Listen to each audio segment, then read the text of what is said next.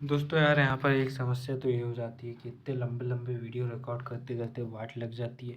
दूसरी बात यह है कि अचानक किसी का कॉल आ जाता है तो ये स्क्रीन रिकॉर्डिंग ऑफ हो जाती है। इससे ये होता है कि एक तो 1-1.5 घंटे का वीडियो बन गया था। अब उस वीडियो के साथ इस वीडियो को मर्ज करूँगा तो प्रॉब्लम ये होगी कि मर्ज की जो एडिटिंग होगी ना, उसमें बहुत टाइम लग जाएगा और दिमाग का दही पाला हो जाएगा। इसलिए मैं इस वीडियो को पार्ट 2 के नाम से डाल दूँगा। आप प्लीज़ देख लीजिएगा। वो पार्ट 1 के नाम से आपको दिखेगा और ये पार्ट 2 के नाम से। हालाँकि वीडियो मैं तुरंत के तुरंत ही बना रहा हूँ, ऐसा भी नहीं है कि मैं बाद में उल्लू बना रहा हूँ भैया।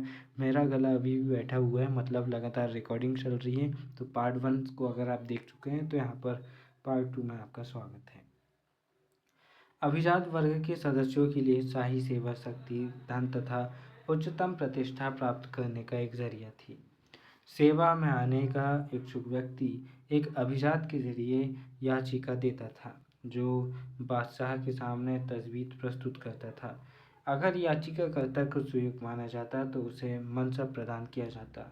मीर बख्शी बोले तो उच्चतम वेतनदाता खुले दरबार में बादशाह के दाएं ओर खड़ा होता था तथा नियुक्ति और पदोन्नति के साथ ही पदोन्नति के सभी उम्मीदवारों को प्रस्तुत करता था, जबकि उसका कार्यालय उसकी मुहर व हस्ताक्षर के साथ साथ बादशाह की मुहर व हस्ताक्षर वाले आदेश तैयार करता था।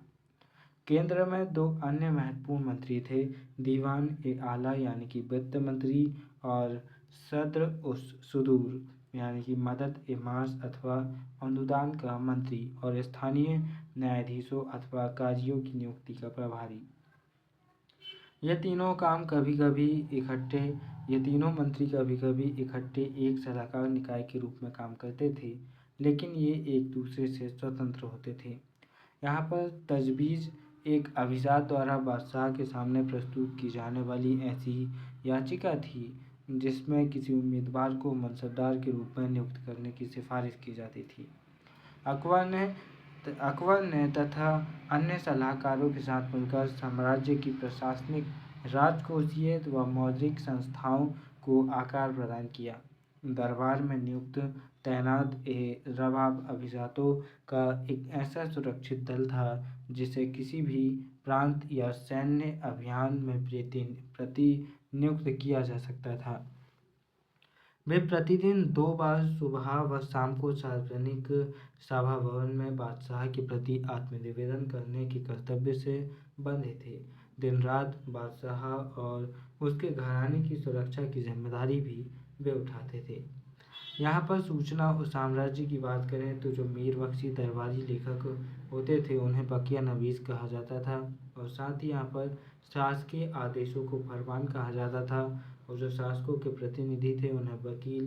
दरबार की बैठकों को पहर की तिथियों के समय के हिसाब से नियुक्त किया जाता था, और उच्च दरबार से समाचार यानी कि अखबारात ए दरबार ए मोहल्ला शीर्षक के अंतर्गत यहाँ काम होता था।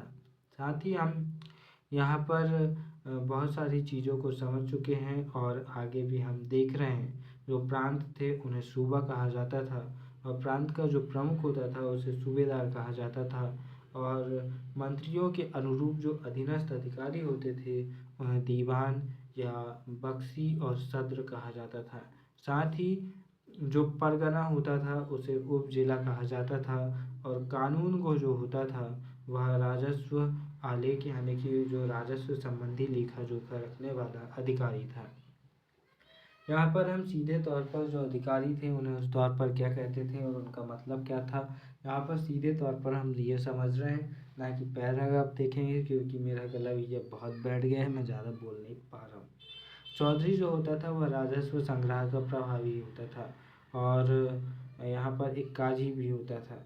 दोस्तों यहाँ पर हम बहुत सारी चीज़ों को देख रहे हैं और बहुत सारी चीज़ों को हम पहले पार्ट में देख चुके हैं। सीमाओं से परे की हम बात करें तो हम देखते हैं कि इस दौरान और क्या चीज़ें चल रही थी। इतिवृत्तों के लेखकों ने मुगल बादशाहों द्वारा धारणा की गई कई गुंजायमान पदवियों को सूचीबद्ध किया। इसके अंतर्गत शाहजहां राजाओं का राजा जैसी सामान्य पदवियों अथवा जहांगीर विश्व पर कब्जा करने वाला अथवा शाहजहां विश्व का राजा, सॉरी ऊपर शहंशाह था, ठीक है, शाहजहां यानी कि विश्व का राजा जैसे अलग अलग राजाओं द्वारा अपनाई गई खास उपाधियां शामिल थी।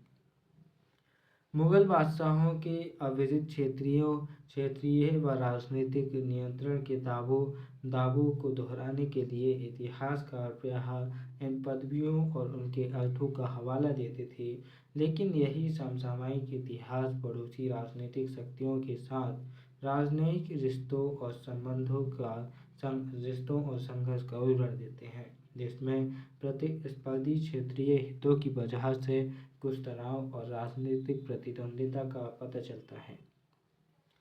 सफावी और कंधार की हम बात करें तो मुगल राजाओं तथा ईरान व तुरान के पड़ोसी देशों के राजनीतिक व राजनयिक रिश्ते अफगानिस्तान को ईरान व मध्य एशिया के क्षेत्रों से पृथक करने वाले हिंदू कुश पर्वत द्वारा निर्धारित सीमा के नियंत्रण व निर्भर करते थे।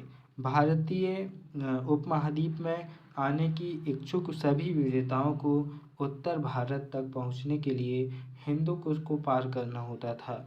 मुगल नीति का यह निरंतर प्रयास रहा कि सामरिक महत्व की चौकियों, विशेषकर काबुल व कंधार पर नियंत्रण के द्वारा इस संभावित खतरे से बचाव किया जा सके। कांधार सफावियों और मुगलों के बीच झगड़े की जड़ था। यह किला नगर आरंभ में हुमायूं के अधिकार में था, जिसे 1595 में अकबर द्वारा पुनः जीत लिया गया। यद्यपि सफावी दरबार ने मुगलों के साथ अपने राजनयिक संबंध बनाए रखे, तथापि कंधार पर यह दावा करता रहा। 1613 में जहांगीर ने शाह अब्बास के दरबार में कंधार को मुगल अधिकार में रहने देने की वकालत करने के लिए एक राजनीतिक दूत भेजा, लेकिन यह शिष्टमंडल अपने उद्देश्य में सफल नहीं रहा।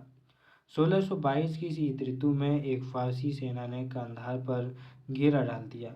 मुगल रक्षक सेना पूरी तरह से तैयार नहीं थी, अतः वह पराजित हुई और उसे किला तथा नगर सफावियों को सौंपने पड़े।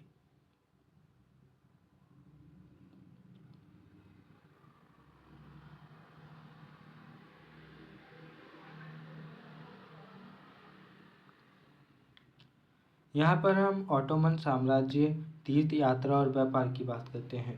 ऑटोमन साम्राज्य के साथ मुगलों के ने अपने संबंध इस हिसाब से बनाए कि वे ऑटोमन नियंत्रण वाले क्षेत्रों में व्यापारियों व तीर्थयात्रियों के स्वतंत्र आवागमन को बरकरार रखवा सके।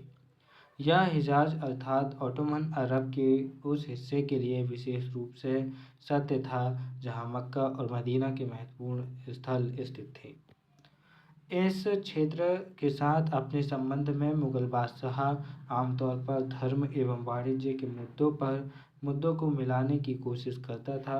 वह लाल सागर के बंदरगाह अदन और मोखा को बहुमूल्य वस्तुओं के निर्यात को प्रोत्साहन देता था और इनकी बिक्री से अर्जित आय को उस इलाके के धर्म स्थलों व फकीरों में दान में बांट देता था।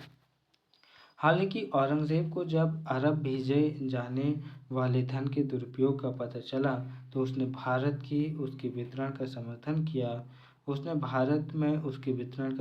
किया, क्योंकि उसका मानना था कि यह भी वैसा ही ईश्वर का घर है जैसा कि मक्का में। मुगल दरबार में जेसुइट धर्म प्रचारक की हम यहाँ पर बात देखते हैं।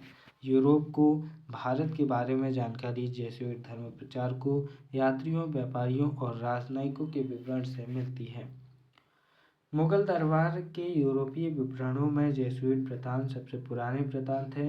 15वीं शताब्दी के अंत में भारत तक एक सीधे समुद्री मार्ग की खोज का अनुसरण करते हुए पुर्तगाली व्यापारियों ने तटीय नगरों में व्यापारिक केंद्रों का जाल स्थापित किया। पुर्तगाली राजा भी सोसाइटी ऑफ जीसस यानी कि जेसुइट के धर्म प्रचारकों की मदद से ईसाई धर्म के प्रचार प्रसार में रुचि रखता था।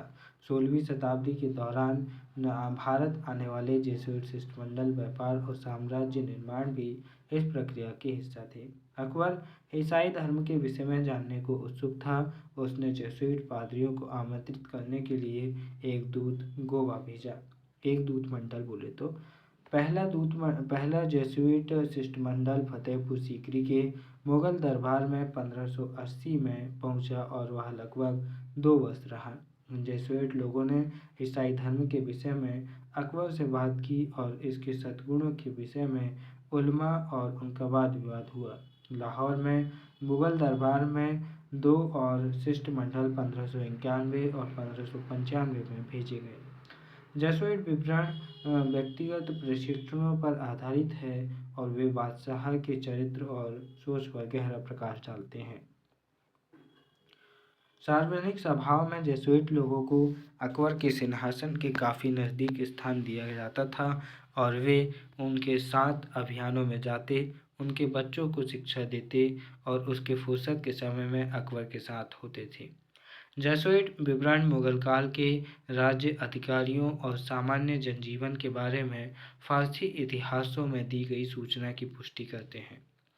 औपचारिक धर्म पर प्रश्न उठाना। यहाँ पर जेसुइट शिष्टमंडल के सदस्यों के प्रति अकबर ने जो उच्च आदर प्रदर्शित किया उससे वे बहुत प्रभावित हुए।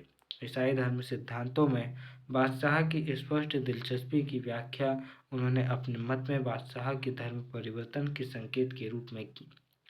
इसे पश्चिमी यूरोप में हावी धार्मिक असहिष्णुता के माहौल के प्रकाश में समझा जा सकता है। मॉन्स्टेट ने टिप्पणी की कि राजा ने इस बात की बहुत कम परवाह की कि सभी को उसके धर्म के अनुपालन की अनुमति देकर उसने वास्तव में सबका तिरस्कार किया। धार्मिक ज्ञान के लिए अकबर की तलाश ने फतेहपुर सीकरी के इबादत खाने में विद्वान मुसलमानों, हिंदुओं, यहाँ पर आप चित्र में देख सकते हैं, जैन, पारसियों और ईसाइयों के बीच अंतर धर्मीय वाद विवादों को जन्म दिया। अकबर ने धार्मिक विचार, विभिन्न धर्मों व संप्रदायों के विद्वानों से प्रश्न पूछने और उनके धर्म सिद्धांतों के बारे में जानकारी इकट्ठा करने से परिपक्व हुए। धीरे धीरे वह धर्मों को समझने के रूढ़िवादी तरीकों से दूर प्रकाश और सूर्य पर केंद्रित देवी उपासना के स्वकल्पित विभिन्न दर्शनग्राही रूप की ओर बढ़ा। हमने देखा कि अकबर और अबुल फजल ने प्रकाश के दर्शन का सृजन किया और राजा की छवि तथा राज्य की विचारधारा को आकार देने की में इसका प्रयोग किया। इसमें देवीय रूप से प्रेरित व्यक्ति का अपने लोगों का सर्वोच्च प्रभुत्व तथा अपने शत्रुओं पर पूर्ण नियंत्रण होता है। हरम में होम की बात करते हैं। अब्दुल कादिर बदायूनी ने के जो मुंतखाब और तबरीक है, यहाँ पर इस ग्रंथ को ध्यान से देखिएगा। ये अब्दुल कादिर बदायूनी का लिखित है। मुंतखाब और तबरीक से एक अंश दिया गया है। एक धर्म विज्ञानी और दरबारी बदायूनी अपने नियोक्ता की नीतियों का आलोचक था और अपनी पुस्तक की विषय वस्तु को वह सार्वजनिक नहीं करना चाहता था। युवावस्था के आरंभ से ही महामहिम अपनी पत्नियों अर्थात हिंद के राजाओं की पुत्रियों के सम्मान में हरम में होम का आयोजन कर रहे थे, यानी कि यज्ञ वगैरह। यह ऐसी धर्म क्रिया है जो अग्नि पूजा, आतिश परस्ती से व्युत्पन्न हुई है, परंतु अपने 25वें शासन वर्ष यानी कि 1578 के नए वर्ष में उसने सार्वजनिक रूप से सूर्य और अग्नि को दंडवत प्रणाम किया। शाम को चिराग और मोमबत्ती जलाए जाने पर सारे दरबार को आदरपूर्वक उठना पड़ा।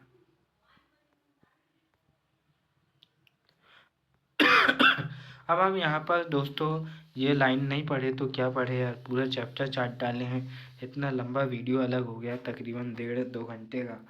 वो वाला अगर पार्ट मिला ले तो यहाँ पर देखिए, ये विचार दरबारी इतिहासकार की परिप्रेक्ष्य से संगति रखते थे। ये इतिहासकार हमें उन प्रक्रियाओं का बोध कराते हैं जिनके द्वारा मुगल शासक बड़े प्रभावी तरीके से ऐसे विजातीय जनता को एक शाही संरचना के अंतर्गत सम्मिलित कर सके। भौगोलिक विस्तार और राजनीतिक नियंत्रण के व्यापक रूप से ह्रास के बाद भी लगभग 1.5 शताब्दी तक इस राजवंश का नाम द्वीप महाद्वीप में वैध रहा।